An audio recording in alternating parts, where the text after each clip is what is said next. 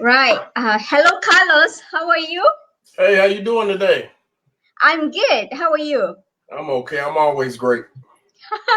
Right. That's good to know. And it's good to have you on the Author Live chat with fans today because I know that you have a lot of interesting stories to share with us, right? So, before we start our interview with regards to your writing journey and so on, would you mind to share a little bit about yourself with us and also the audience today? Okay. Well, my name is Carlos Alexander Murray, as you can see. Mm-hmm. Basically, I like to write. I like to Mm-hmm. do a lot of things, but I like to keep my imagination open. And then, one way to keep my imagination open is put it on paper. You know, I guess I was in a movie like 1995. I started in original GANGSTAS. So when they made that movie, it was a lot of famous black actors in the movie, but Mm-hmm. but they was like shooting it on a whim, like you thought they had that movie together. Then in the middle of Mm-hmm. the shooting, they'll be like, "Hey, we need to do this, we need to do this," and some people like, "No, don't do that, don't do that." You know what I'm saying? So sometimes they might like they Mm-hmm. had confidence in some of us because we'll voice our opinion a lot, so they be like, "Hey man, what part of look good in a movie like this? Like like gangster scenes or hood scenes, So we'll be like, well, I was one of the voices, so I'll be like, hey man, you need to do this, you need to do this. You know what I'm saying? And some of it they was like running with my opinion, like you know what I'm Mm-hmm. saying. So sometimes with dressing the characters, they'll be like, hey man, should he wear that? I'll be like, man, I could dress him if you want me to, like, you know what I'm saying? And then they'd Mm-hmm. be like, well, dress him. Like, you know what I'm saying? I said, Uh-huh. all right, put him on that. Put him, because like Christopher Duncan was in the movie. He was Spiral. He was like a gangster. He was in the Jamie Foxx movie. Jamie Foxx. He was like the real funny character. So they had Mm-hmm. him looking like Zorro. He was the Mm-hmm. head of a gang. They put him on like a big sombrero, and I said, man, they don't wear nothing like that, man. You know, make them talk tough. Like, I had to, work with his speech, you know what I'm saying? But he a good actor though, It's just sometimes they try to shoot for so many different characters. But Uh-huh. I got him right in the area there, So after I noticed that they like my opinion, Uh-huh. you know, I was like, yeah, then I would talk to people about screenplays, and that's kind of how it started off. That was the idea put into my Mm-hmm. head, and then like I say, I wrote my first book in 2007. That was like almost 10 years later. But that's Mm-hmm. kind of how I got the bug in because I was in the movie, and I noticed they kind of like my ideas, but you know a lot of Ah, things still growing up. Doing a lot of things. There you go. That's how I got ah, started. right. So, about your writing journey, right? So, when exactly did you start writing? And probably you can share us a little bit about when did all that actually started?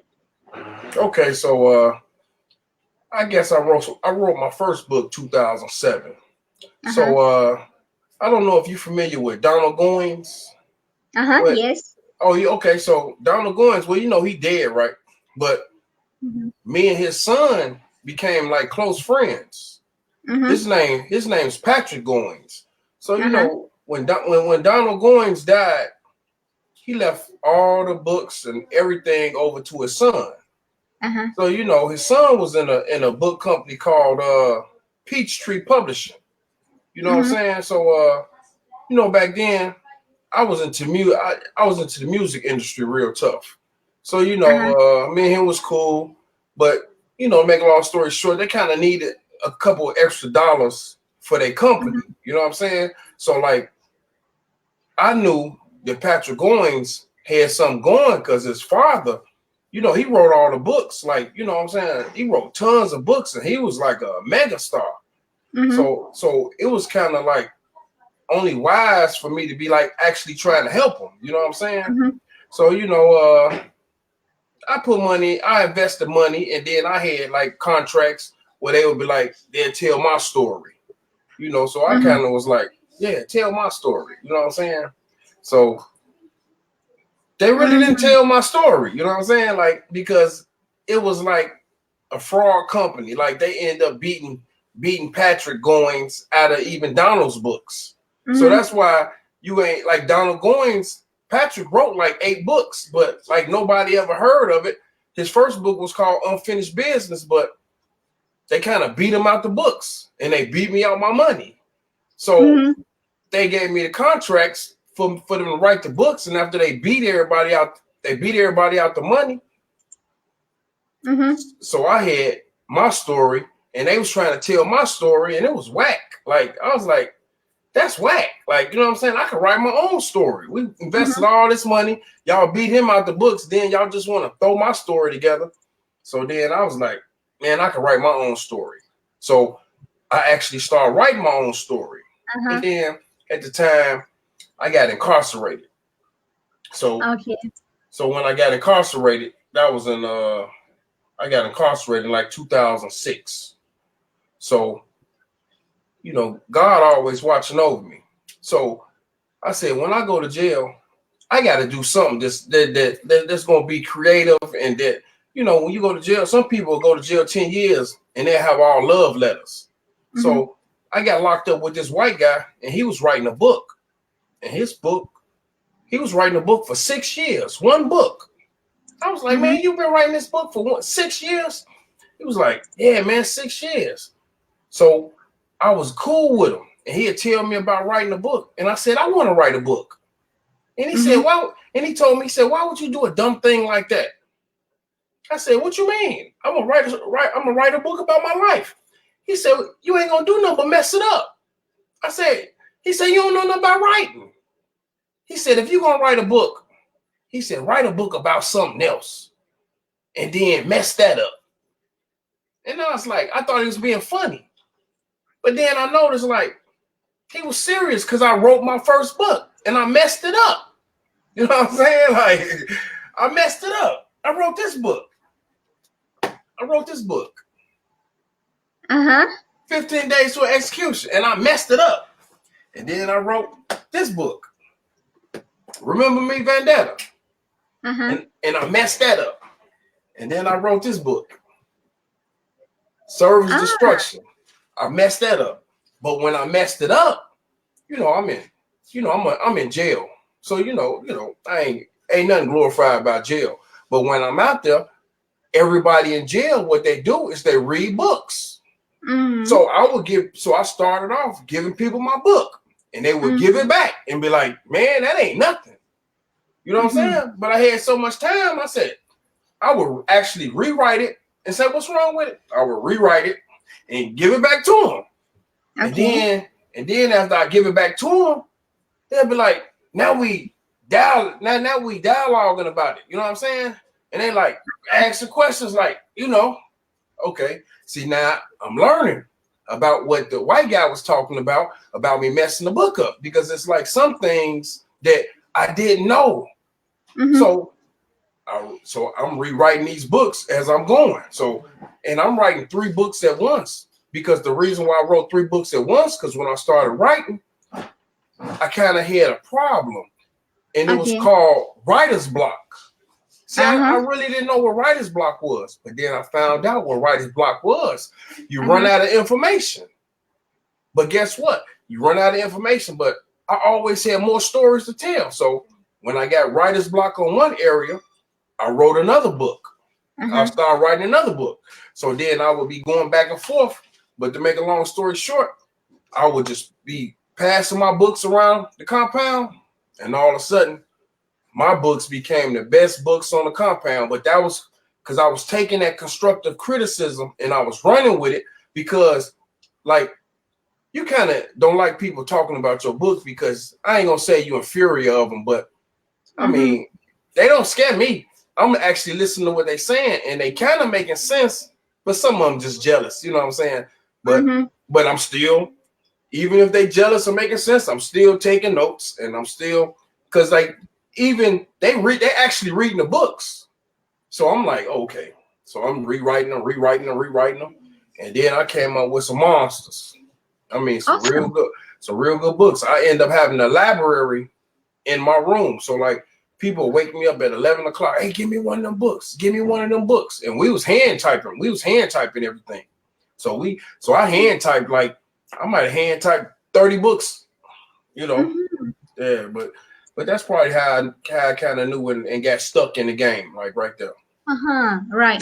I mean, it's pretty interesting to get to know your experience about writing, especially during your imprisonment, because I think that's when you had a lot of time, and that's when you had friends who would want to support what you're doing and what you're writing. Because when we have plenty of time, like, you know, you don't really have anything to think about, you don't have anything to do any apart from you know, what you can do that particular place. So I think that you made use of that time in rewriting your books and also trying to perfect your writing, right? So Mm-hmm. that's really interesting because in real life, I think we are all busy, and finding that one person who is willing to read your books and give you constructive critics is not something easy, because people are just not so available out there, right? So who is your best critics, like, you know, from what you can recall? uh, could you like share us about that experience, or probably about that person who has been your biggest critics so far? Well, it's not really like that Mm-hmm. because you know when you get out in the free world, people got other things to do. Like Mm-hmm. like people really ain't got time to read your book. So Mm-hmm.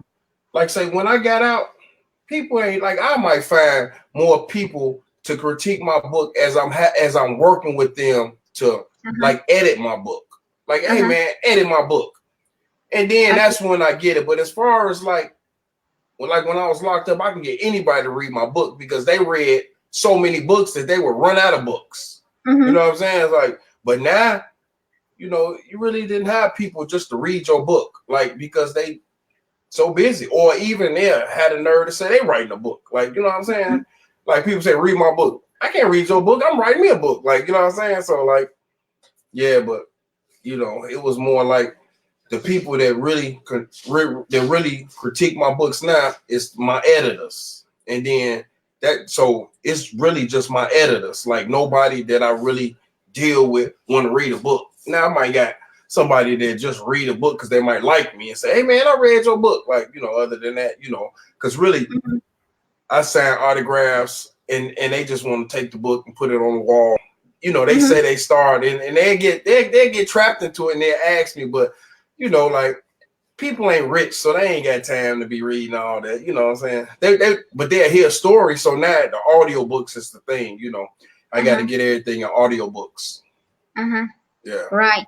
So speaking about audiobooks, right, because audiobook is something that is getting more popular right now, especially among readers who travel a lot, like, you know, for Yeah. work purpose, right? So um, have you actually started, have you started doing audiobooks, or are you still planning on getting audiobooks done?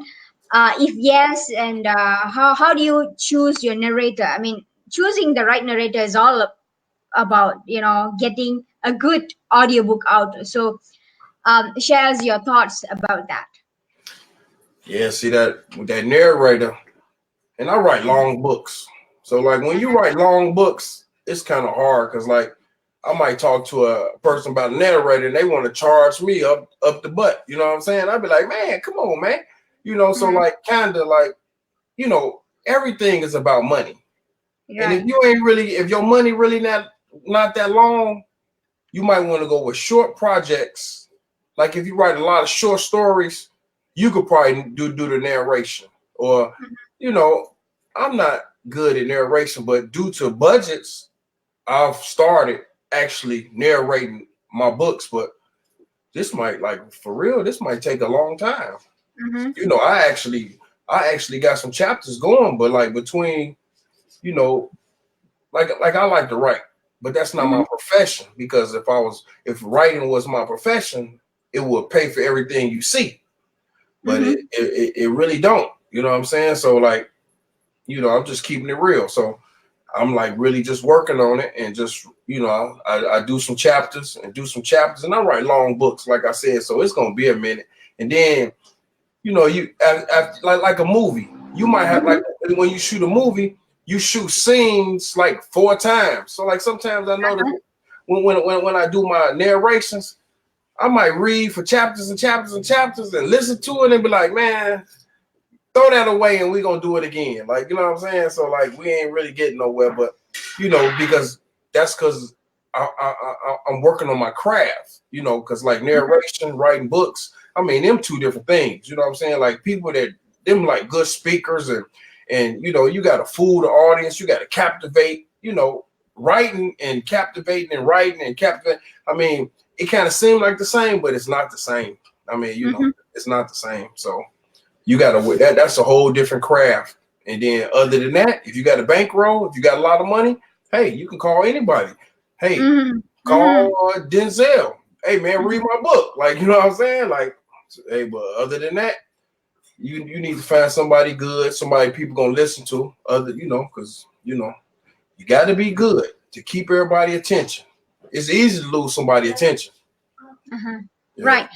I mean, what happens when you choose narrators for your audiobook is that some of them they don't really take payments upfront, but their payments would be, or probably the payouts would be in the form of revenues being shared among the writers and also the narrators. So I've had like a couple of authors that I know who has been doing this with their narrators, like, you know, probably 60% goes to the author, and the 40% of the revenue, probably 30% of the revenue goes to the narrator. Because you, in that manner, when you keep it in that manner, you don't have to spend any money upfront, but it's just Mhm. about, you know, sharing your revenue with your narrator. So that is also an option that you can you know, probably keep on mind if you would want to hire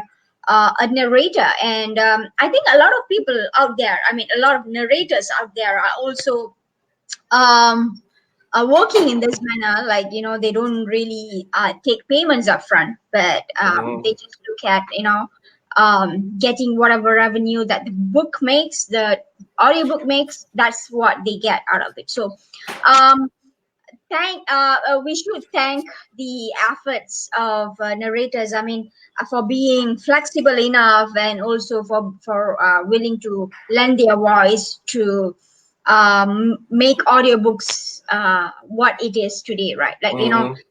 we have a lot of audiobooks that are failing out there in market because it doesn't just make the readers feel like wanting to listen to the book, right? So um, those are some of the efforts being taken by narrators out there. So also, speaking about your editors, and I think editors play a big role in, you know, in perfecting any book out there, right? So Mhm. how do you choose your editors, and tell us the relationship between you and your editors, and how do you work, how do you guys work, and yeah.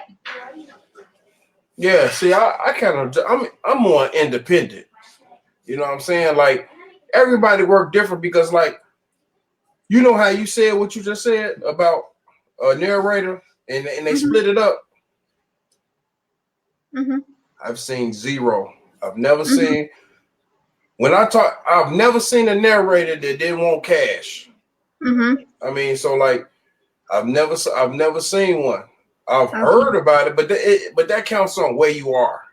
Mm-hmm, Like where I'm at, I'm just not there. Like I've mm-hmm, seen like you know I've heard stories like some girl was in California and she saw a famous director and she wrote the script on piece of toilet paper or something, and he ran with it. Like I got cold books. Like, you know what I'm saying? I ain't got to write that. And I ain't never, you know, I heard people call me and say, hey, man, we want to make your book into a movie. But it always came with you needed some money and you needed a big down payment and you needed this and you needed that. But like some stuff I ain't seen, I just ain't seen it. Like now, starting January, I'm going back on tour. Like with my books. So like I have to work. You know, like I say, my books don't pay for where I stay. So but starting January, like I'm getting all my books and I got all my collections. I cracked the safe open. I'm getting everything done, audio books, ebooks, regular paperbacks, and I'm about to be on the road. I mean, not too far, but I need to get out there and really get my books out because I've been trying to just do it. Because when you go out and meet people, that's when you get back on the scene. That's when everybody really affectionate to you, you know. So that's what I'm gonna start back doing, and that's starting January. You know, I'm gonna be in a lot of book shows and all that. You know, I already set the dates, but I don't have them like locked in. But starting January, I'll be back on the road. Talking hands, you know. Then when you walk up to somebody and shake their hand, it's a difference from handling business over the telephone. You know, I talk to people, email, Skype, all that. You know, it's all about some money. You know, and they ain't really doing too good. They just trying to get some money, but they good at what they do. But you know, when you meet people and shake hands with you, you can work together. So like, I could see like what you're saying. If I meet somebody, hey, we got a deal going. Hey man, you got books, man. We could work together. See, it's a difference, like face to face compared to just talking to people on the phone. Over the phone, they'll say anything. They're just, you know, they ain't real. They just say anything to you. You know what I'm saying? Yeah. Right. So also speaking about your editors at this point of time. How do you actually bump into them, and how do you actually select them? Oh, well, you know, a lot of times the best place to go is in colleges. You know, you can find some college kids, and you know, like sometimes you might find a college teacher. You know what I'm saying? Like, because students need money, and then you know the teaching profession, they're not getting paid like what they should. So like sometimes, you know, some of them real good. They can just breeze through some stuff, you know. But one thing I like to do, I kind of like to have two people edit. Like I do an edit, but my edit don't count. My edit just makes sure the book makes sense. You know what I'm saying? Then I send it to somebody, and then after they edit it, I say their version. Then I send it to somebody else to edit it. Because it's always like somebody working on your car. If I let you work on my car, you gonna fix it, but then I take it to somebody else. They'll be like, "Man, who worked on your car?" Same thing about a book. I get it to somebody, they say they edited it, and then guess what? They act like it's good.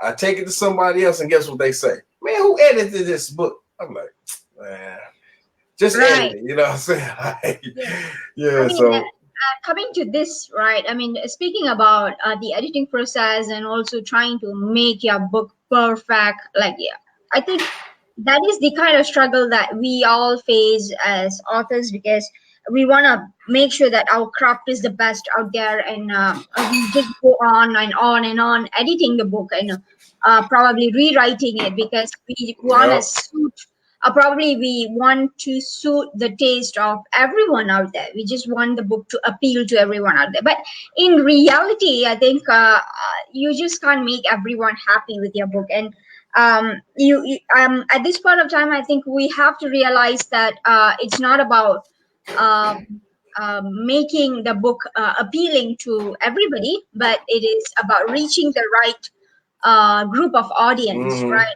Because you're not just, you can't say that, okay, this book is going to be everybody, it's for everybody, right? So there must be a group of audience that is going to be naturally inclined to read your books, genuinely, like authentically want to read your book. And it's not like you going to people and saying, hey, read my book, but it's rather like, you know, people say, your vibes attract your tribe. So you have to find a group of readers who are willing to read your book naturally. So speaking about that, right, the audience, who are your target audience? I mean, likely, who are your audience likely to be? And tell us about your genre, the genres that you write, and yeah, of all the 30 books that you have written right now. I mean, if I'm not mistaken, you have 30 books written so far. Am I right? Right, right, right. Yes. So tell us all about your books and what kind of genres that you have tried writing so far, and yeah, and also about Bittersweet Publishing that you have right now. You have a publishing company right now. So tell us about that as well. Okay, so I guess I've always been about business. So by Mm-hmm. me being about business, it's more like when I decided to write, I know I couldn't write about my personal beliefs, stories. I had to write about, like, I won't say worldly things, but like, okay, so this is an end of the world book. Mm-hmm. Like that's end of the world. Okay. Now this is a gangster book. Remember Me, VENDETTA is a gangster book. Mm-hmm. Now this is a alien book. It's about aliens. You can see aliens in it. Service Mm-hmm. destruction. Now this is you can see a Christian suspense book. Mm-hmm. So basically what I'm saying is, as it's a business, you just can't write all gangster books, all love books. Mm-hmm. Cause like, so when I go certain places, I notice, like say for instance, if I'm selling books at churches, I would try to sell the churches the books, but the ladies of the church wouldn't want my Christian books. They'd be like, Mm-hmm. give me some of them killing books. I'd be like, Uh-huh. killing books. You know what I'm saying? Like, but you never know what people want. So what I'm saying is you got to have like, so usually when I write, if I try to write 3 books at once and I try to Mm-hmm. write all different genres, maybe a Christian book, love book, and just some alien book, just like that. Because you try to sell a person an alien book, they want something else. You'll be Mm-hmm. shocked. You know what I'm saying? So like basically you have to just be prepared and have your books, have your product for everybody, because you just can't really just guess what a person wants. Like I talked to some old ladies, I think they want a Christian book. Man, they don't want that. They want to hear some drama. And Mm-hmm. then some people that in the streets that's like about violence, you think they want to hear a gangster book. They probably be like, no, man, I need something to save my Mm-hmm. soul. I need a spiritual book. Mm-hmm. Okay, so basically you just got to have like a like if it's a business, you got to have and then if you're an author should be able to write anything. An author should be able to write about flowers, God, the devil, love, hate, murder, crime, machines, I mean, just whatever. So basically, that's kind of what I try to do. So anytime I write, that's why I got 30 books, because anytime I write, I try to knock out 3 different genres. Because when I used to really be out on the road, selling my books, you know, you never know what people want, and you don't want to be stuck with a certain type of genre. Like you just got a Christian book, or you just got a love book, or some guys just write gangster books. I mean, no, if you're a writer, you gotta open your mind, you gotta open your imagination, and just have everything. You know, you gotta have everything. You know, so that's kind of what I have. Like I say, my saying is, imagine is to conquer all realms of reality, and that's Mm-hmm. what I try to do. I try to just, sometimes when I write a book, it ain't about what I want to write. It's about what somebody want. I might ask you, what type of book haven't you read? Like, and then Mm-hmm. you'll be like, I ain't never heard of a book like this. Okay, now that's what I might write about, something like that. You know what I'm saying? Like, I want to bring something new to the scene. You know, like I want to talk about stuff that, you know, because it's a million books out there. Everybody got something. You know, you can't write about. You gotta be unique. So I try to make my books unique. Like if you read one of my books, I have a lot of page turners, and like I try to add something unique to the situation, you know. And then, you know, that's what people want to see. They want to see creativity. And that's what I try to do. I try to just bring it, because like when you get out there, you gotta have it's everybody diverse, you know. You got to have only books I don't write is westerns. See, I love to watch westerns, but like just the dialogue, that's like real heavy. Like I hate watching Western movies and people mess up the dialogue. You know, I'm not gonna mess it up. I'm just not gonna write one. I'll go watch one. My favorite, Clint Eastwood, but nah, I'm not about to mess up a Clint Eastwood movie trying to write it. You know what I'm saying? But yeah, but that's what I do. I try to be diverse and have something for everybody. A kid, I try to have a book for a kid, an old white lady, a young black dude, a Muslim guy, you know what I'm saying, a Jewish guy. You got to have it for a Mexican guy, old. I mean, just whoever, old, young, kid. I mean, that's what I try to do. Have something for everybody. Right. Awesome. I mean, I think you have tried to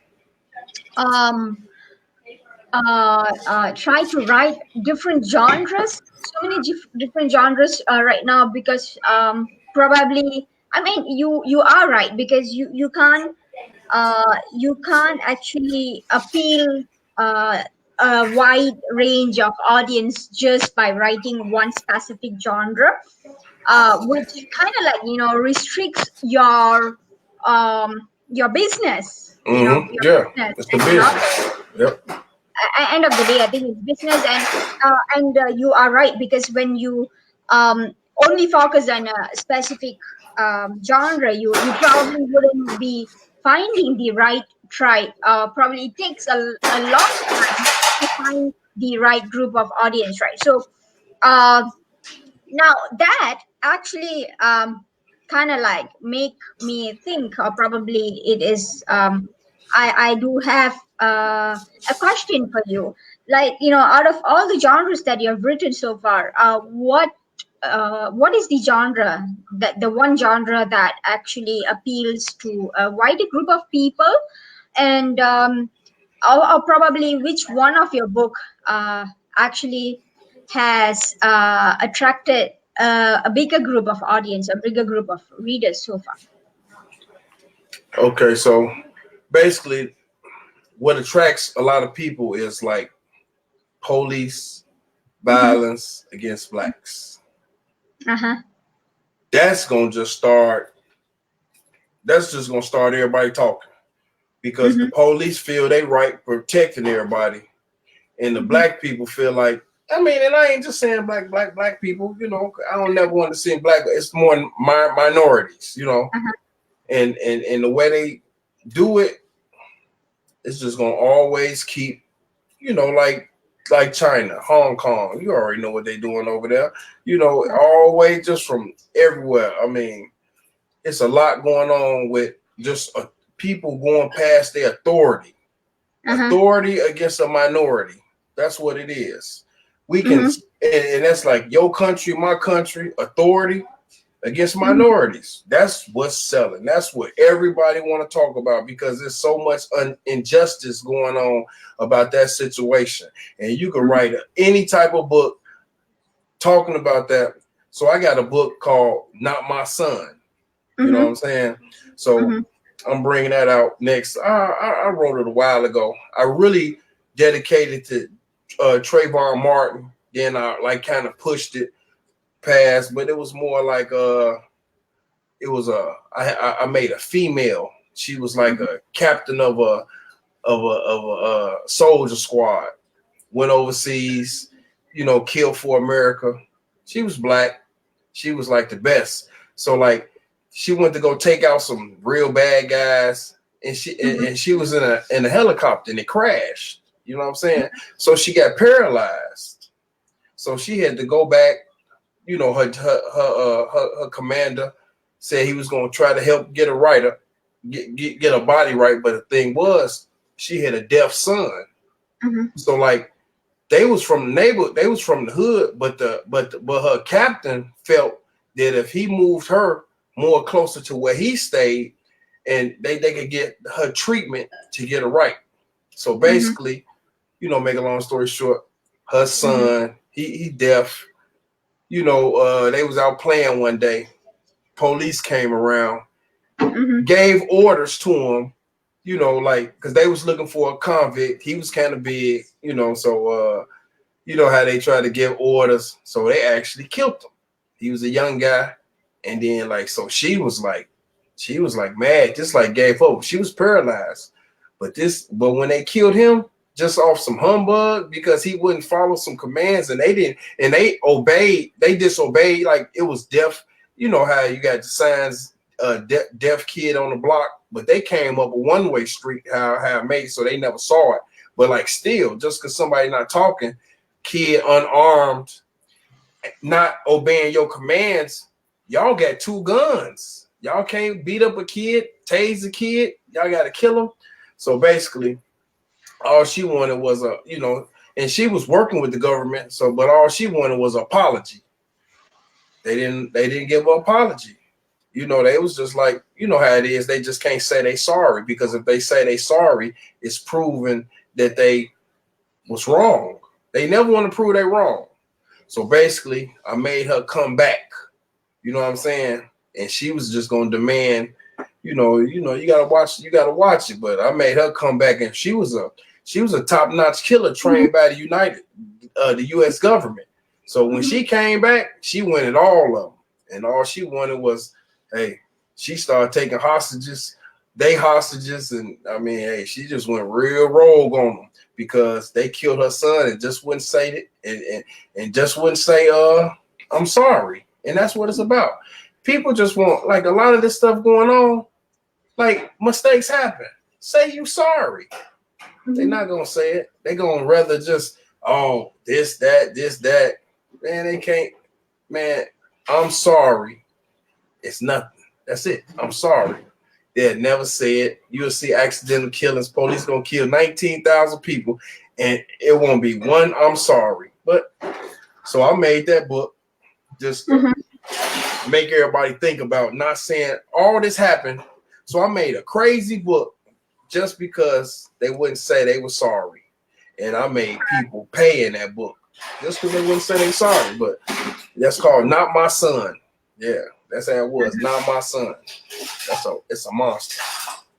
Right. So, about your publishing company, probably Bittersweet Publishing, right? So, I mean, you self-publish all your books in that sense, right? So you self-publish, and your books are also out there on Amazon.com. So, tell us a little bit about your publishing journey, and in terms of how do you choose if you want to be a self-published author, or if you want to be, you want to choose an agent, or probably you want to go to traditional publishing. So, tell us a little bit about your choice. Yeah, well, my first couple books, I brokeraged a deal with some people.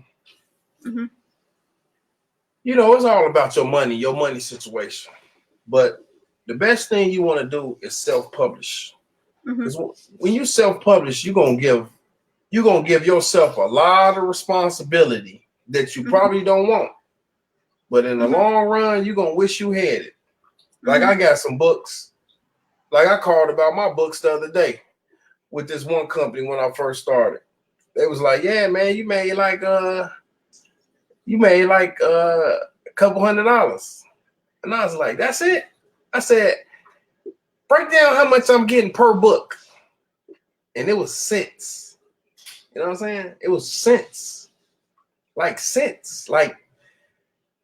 20 cents, like 30 cents a book. Like, I was like, wow, 30 cents a book. Like, I never do that again.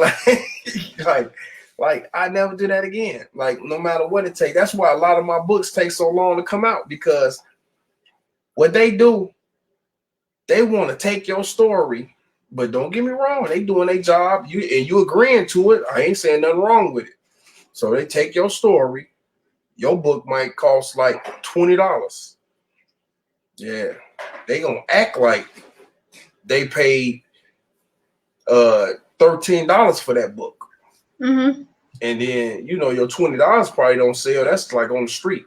So they gonna act like they paid $13 for that book, and then you gonna really sell it for like $15. Mm-hmm. Off that $2, you gonna get taxed. Like, and that's the residuals. Yeah. That's like, I mean, you really getting beat upside the head with a bat. So like I actually teach a class and tell people how to like if they go to my website bittersweetpublishing.com, you could click on, and I got my book services, and then Uh-huh. I tell people, I teach people how to start their own publishing company, uh, Mm-hmm. and I give them cheaper methods to put their book out, because these guys are crooks. But like I Mm-hmm. said, I ain't disrespecting none of them, because sometimes that's what you really need that to get out there. Like, so someone put my books out there, and but I didn't get a dime. I ain't get no money Mm-hmm. out there. So they got my book out there. Like, I got people that still calling about some of my books. I don't make nothing off that book, Mm-hmm. because between that 60-40, even if all right, so this how it go. Say I publish my own book, I Mm-hmm. still got to do the 60-40 with Amazon or somebody. Now, Correct. say for instance, if I don't publish my own book, say I go to another company, now they publish my book. What you think I'm gonna get off Amazon? Now, so if Amazon took 60-40, now I Mm-hmm. got this other publishing company coming in there, and like I said, man, how much I make per book? Some cents. I mean, like 40 cent, 50 cent. Like, Uh-huh. are you serious? Like, Mm-hmm. hey, but I mean, you learn. In this game, you can't learn. It's a lot to learn. And Mm-hmm. you're gonna learn the hard way, you know what I'm saying? Like, but it's a lot to learn about these books. And then, like, say when you self-publish, just move a little slow, because you gotta buy your books, you gotta buy everything yourself. Mm-hmm. But buying the stuff yourself, it's gonna cost you, but you're gonna see more of a profit than just giving your book away to some company that's gonna say, hey man, we'll give you a couple. Man, don't take that money. I mean, but Mm-hmm. I'm not Yeah. I'm not saying that, because everybody in different situations. Sometimes you need that money just to pay a bill. Uh-huh. But Yeah. you're gonna pay that bill once, because when you get that money, you ain't gonna get it back. And then it costs so much. Like, say a publicist. I called for a publicist the other day. They was talking about like 20,000 a month. Like twenty Mm-hmm. thousand a month. Man, I need to go. I need to get on my job. You know what I'm saying? I need to do that, but yeah. So I mean, the self-publishing is gonna be real slow. But that's kind Mm-hmm. of how to go, because like you ain't really gonna see no money dealing with companies. They gonna eat you up. That's their money. They funding their company, buying their big cars off your book. Yeah, and Yes. then they got Correct. so many books. You only got one book, two books in the game. They got 1,000 books, and they can sell Correct. them and don't even care. They'll send you a letter saying, "Hey man, we gonna put your book in Hollywood," and it still costs you more money. I got so many letters about my books. They call me, "Hey, we got your." Stop calling me. I'm not answering no more. I'm trying to Mm-hmm. buy my rights back on some of my books, because they just don't need my books. Like, Mm-hmm. they don't care. They ain't gonna help me. They gonna sit back with my book and make me try to help myself. So they'll say, but Yeah. I ain't doing it no more. It's over. I mean, especially when it comes to promotions and when you are trying to just market yourself into different regions, right? I think there are a lot of restrictions out there from the traditional publishers. If you choose the traditional publishing route, you have a lot of terms and conditions that you are binded to, like you can't do this, you can't do that, right? So In Mm-hmm. that sense, I think you are. It just restricts you as an author. Like it restricts your rights as an author to do whatever the hell you want with your book. Like you want to publish it in the western part of the world or probably the eastern part of the world. You just can't do anything that you want, right? So. Mm-hmm. Um, in that sense, I mean, even if you sell 10 books and if each of your book is going to cost like say about $5, you make about $50. But Yeah. if you sell only 10 books through traditional publishing, I think the most you would earn is probably close to $1, right? So Yeah. right, so I think that explains a lot about why traditional publishing is probably not for everyone out there, and why authors have to regard themselves as a small business owner, because the more you represent your book, the more you talk about your book, the more you brand yourself as an author. That's how people are going to perceive you. That's how people are going to remember you. Because I have an author friend who almost every day post about his book on Facebook, and whether or not people buy it, okay, but that actually brands him as an author, and Mm-hmm. Yeah. kind of like when I say, hey, I've seen this guy's book, like he's an author, he writes this book, right? So, um, and maybe sooner or later, if the readers would want to like just try it out, like because social media is a platform where you can sell yourself, like people are there online every day, like almost every day, and when you repetitively post something, that's kind of like an advertisement, because when you're on the television, you see the same advertisement every day, and that's kind of the psychological effect that it gives to the readers out there. So whoever that is on your in your social media network, okay, if you were to do that promotion every day, if you would post something interesting about your book every day, people are more likely to remember you for a longer period of time. So I think these are the efforts that authors themselves have to do, and they're just not, the people out there are not going to do it for you if you're not doing it for yourself, right? Exactly. So, Exactly. yeah.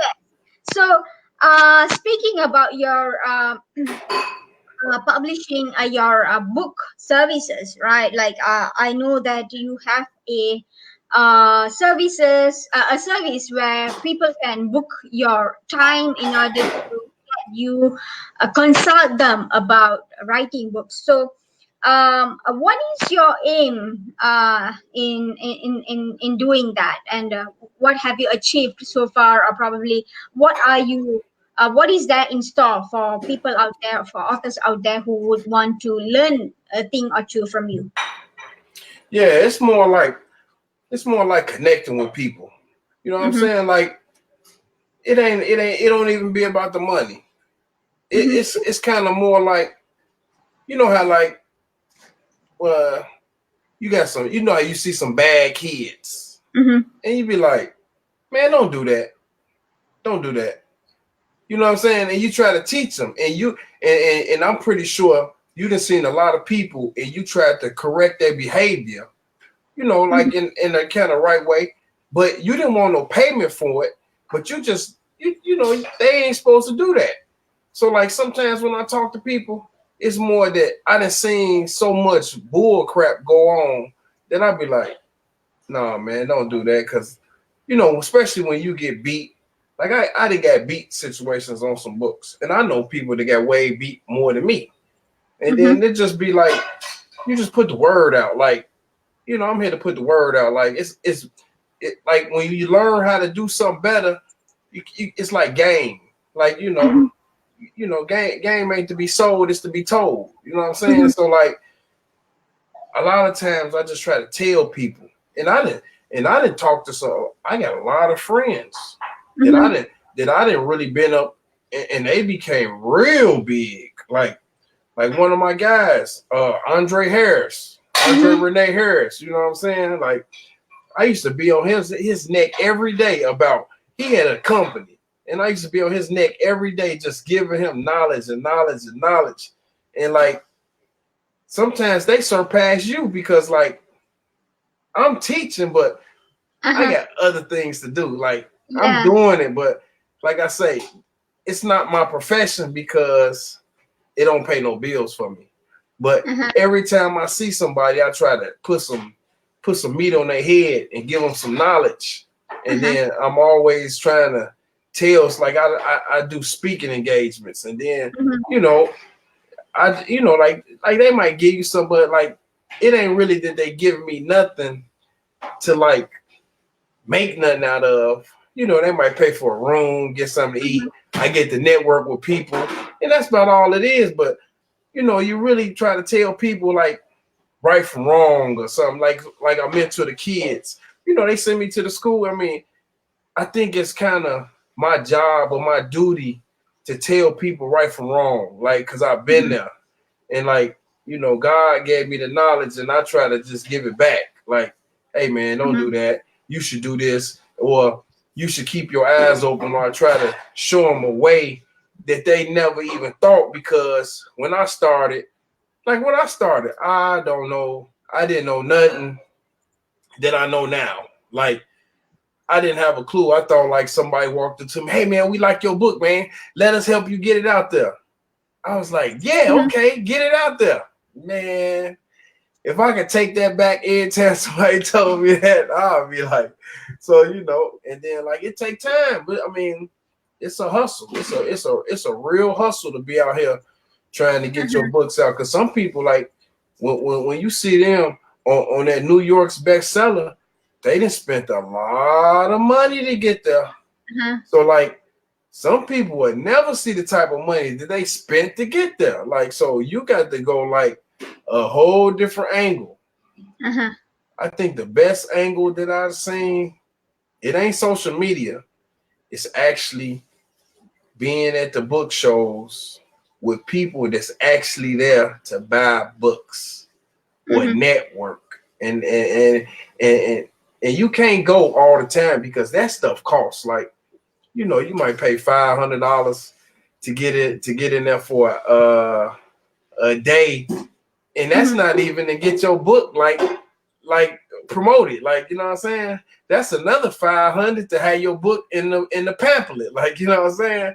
So you Mhm. might spend 1,000, and then you got to get your books to sell, your table. You got to get new banners, and you know what I'm saying? Like, so that might cost about $2,000 to do it right. You know what I'm saying? So it's just so much, but that's why I seen like anytime I go on tour and do and go out at book shows and get a booth, that's where I sell books. I mean, that's where, but I Mhm. can't do it all the time. But that's where I really get out hand networking with the people and sell books. Other than that, I might be on Facebook or something all day and don't even sell a book. But I'm branding myself. People see me, they say that's the guy that write books and sell books. Like, you know what I'm saying? So Mhm. yeah. So Right. that's Uh, Actually, speaking about networking with people on social media, right? So, do you have any groups,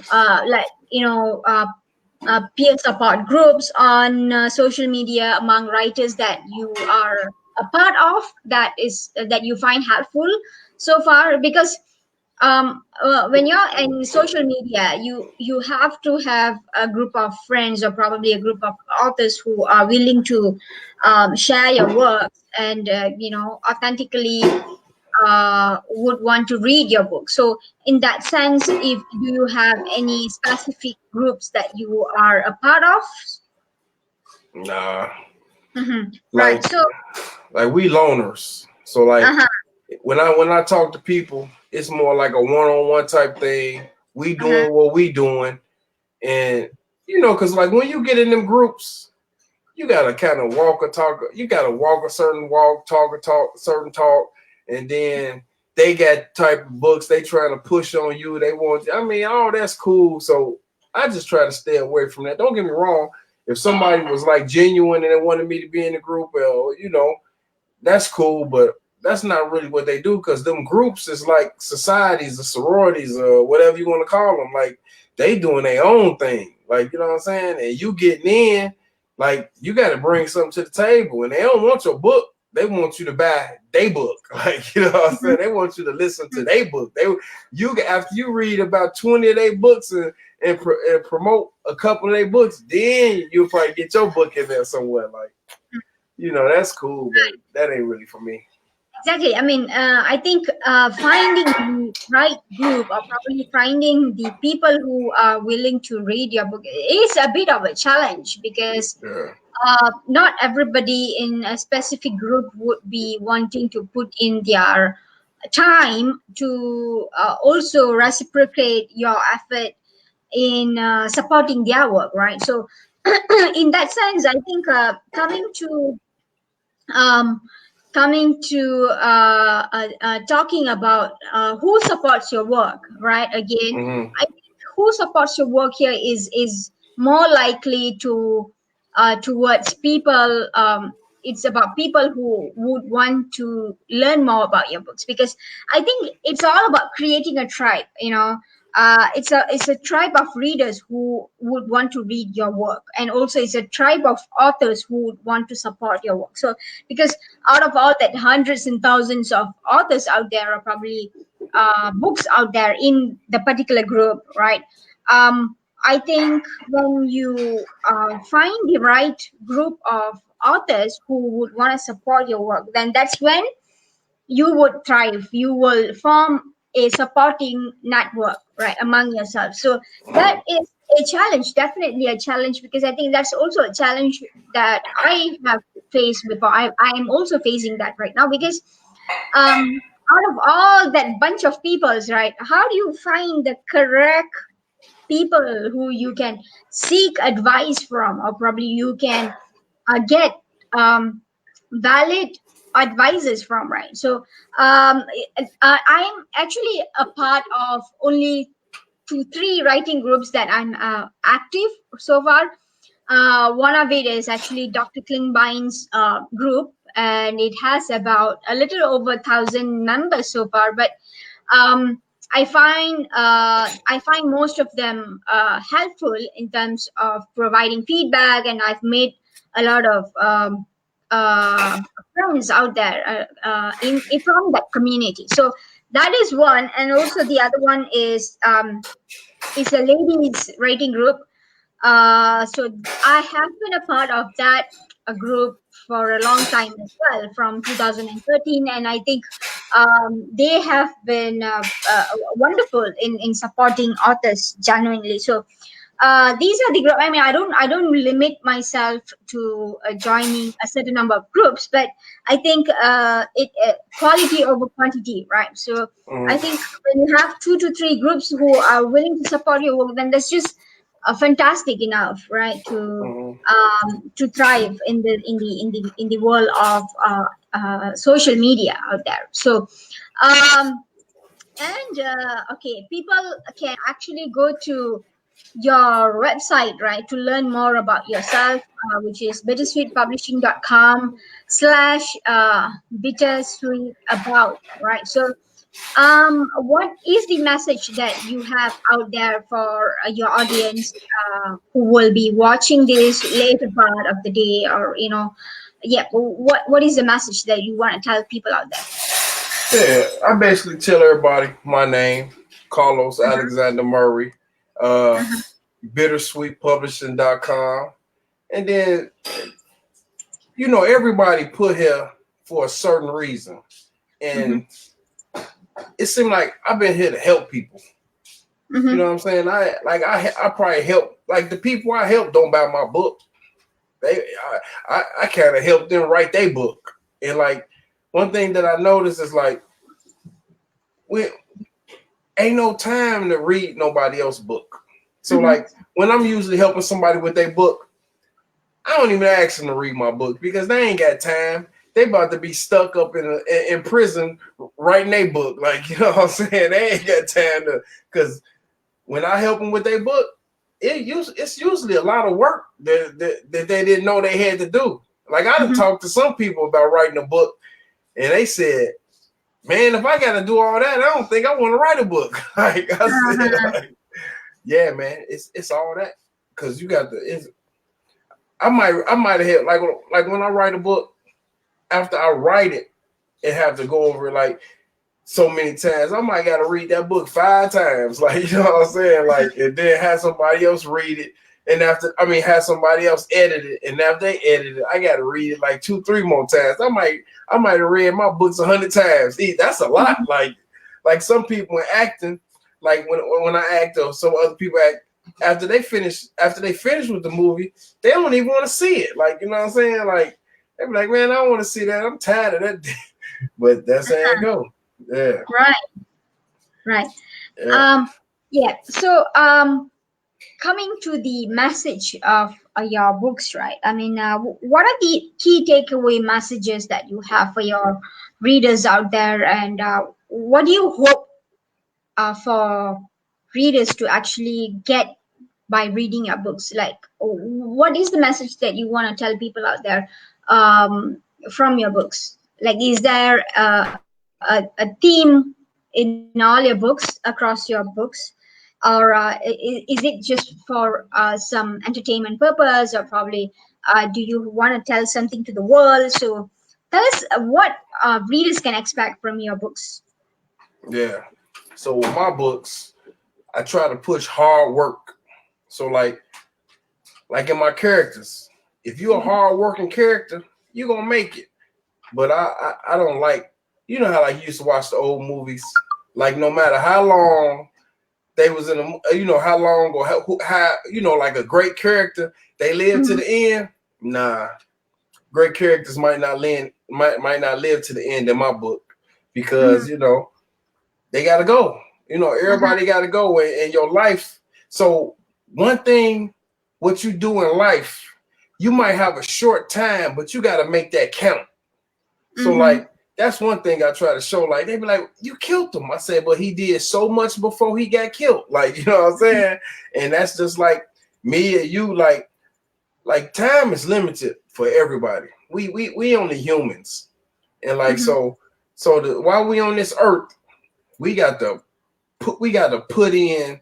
You know what I'm saying? Because we gonna be. You know, everybody don't believe in God, but some of us do. You know, when we go to the pearly gates, he gonna say, "Man, what did you do?"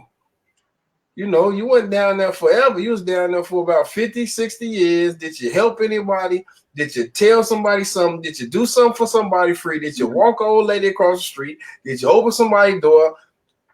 I try to say, yes, yes, yes, I did all that. I helped her. I helped him. Somebody called me. I helped him. So I walked down the street. I can't get everybody a donation. But sometimes you see them ones and be like, hey man, I help, you know what I'm saying? I give some, you know, but I try to make sure, and when I tell people, help people, like, and I try to give people free knowledge a lot, because they need to do that. And I'm talking about me being an author.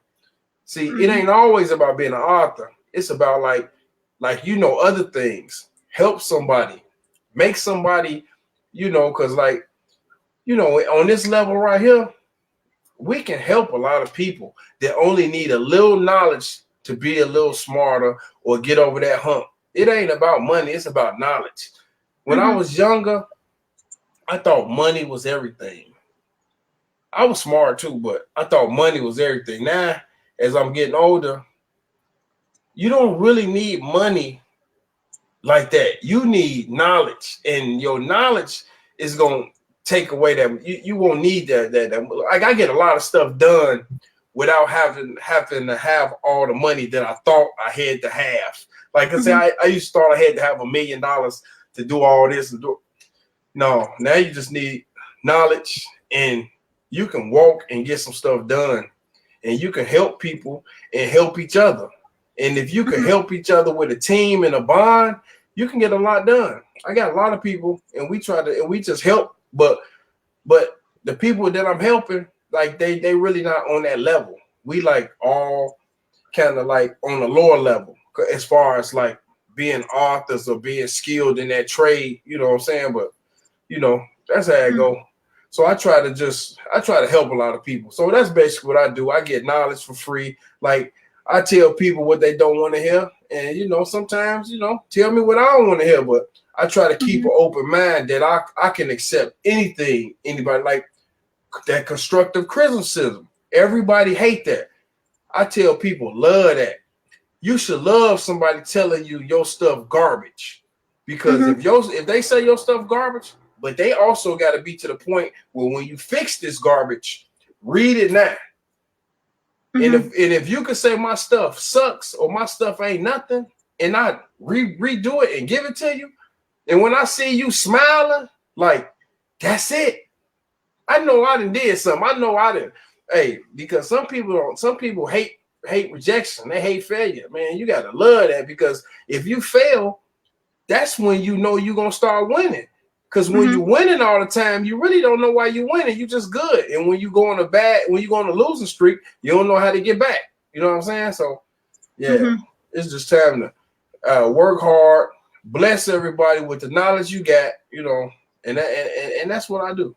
I try to bless people, tell people, because we in this together. You know what I'm saying? I might not be in like a lot of places I need to be, because I drive a truck. I'm a teacher. I teach people how to pass their CDL test, and I teach them how to drive, and that's what I do. So I might drive on the road like 14 hours a day. That's a long time. So when I get off, I ain't really got time to do a lot of stuff, but I'm gonna make time. 2020, I'm gonna be doing a whole lot of things with my books. You know what I'm saying? And I really appreciate you for giving me the time to like really let me talk to the world, and for us to really dialogue together. You know what I'm saying? Right. I mean, it's my pleasure to actually have you on the show right now today, sharing a lot about your experience, especially writing and how to perfect your writing, about editing, and also a little bit about audiobooks as well. So I think the key takeaway message from today's show is how to get feedback and also constructive criticism from people around you, and how to make your book better, and how to produce quality books out there for people. So I believe that the audience have a wide array of genres of books to choose from when it comes to your website. So this is your website. I'm sharing the screen with the audience today. So this is where they can find out more about you. You also have the Bittersweet services, which is where they can book you online, right? Yep. Yeah. So this is where they can go and just check out the times that you're available, and we're very happy to have you today and sharing all your experiences with us. So thank you so much for your time as well, and I hope that people will be watching this later on as well, because this link is going to be live on Facebook, and I will be putting this up on LinkedIn as well, and also YouTube later on. So it's going to be everywhere, and I will be sharing the links with you as well. So this is to maximize the kind of exposure you get from the online, probably from the online interview that we are having right now. So thank you for joining us, and hope you have a fantastic week ahead, and speak soon, Carlos. Hey, and I want to tell everybody Happy Veterans Day. It was yesterday. You know what I'm saying? Our freedom. That's why freedom comes from the veterans. So and I appreciate you. And then we gonna be, me and you gonna be in contact. So I'm gonna talk to you soon. That's very thoughtful of you. Happy Veterans Day as well. And so we will be catching up soon, hopefully in the coming time. So thank you so much for joining us. Thank you. All right. Thank you for having me. Thank you. Bye-bye. Bye.